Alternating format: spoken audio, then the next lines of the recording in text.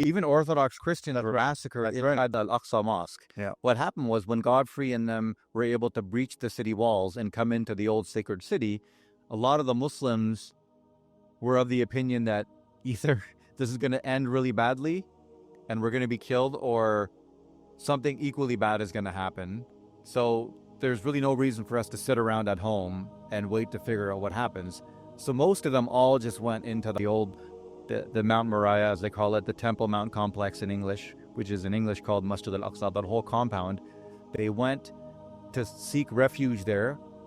But I believe by the reports that I've seen, a lot of them actually knew that this is not going to end well, because they understand medieval warfare. They know what's going to happen.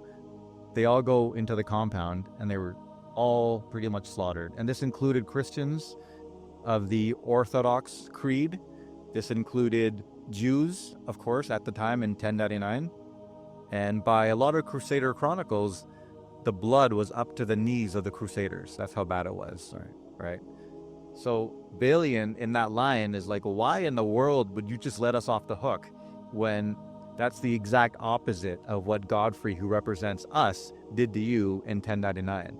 And so what Salahuddin says in that line, he goes, we are not those people. I am not those men. Yeah. I am Salahuddin. So he's got that quiet, singular confidence, like, dude, I'm Saladin. I don't think you heard about who I am for you to even ask that question. But he has other instances where he's keeping himself in check.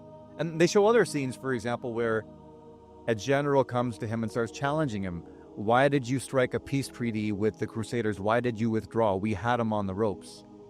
And Salahuddin counters with a strategic argument. He says, what determines victory? Something like that. I'm not a scholar of this movie. It's just a movie that I love. But I remember there being some sort of a dialogue where he goes, okay, well, what determines victory?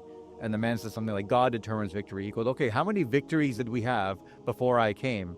And then he checks himself and he goes, before God determined that I come. So he's got the swagger of a great Sultan king, but then he's like, hang on a second, that's actually haram for me to be saying that. Yeah.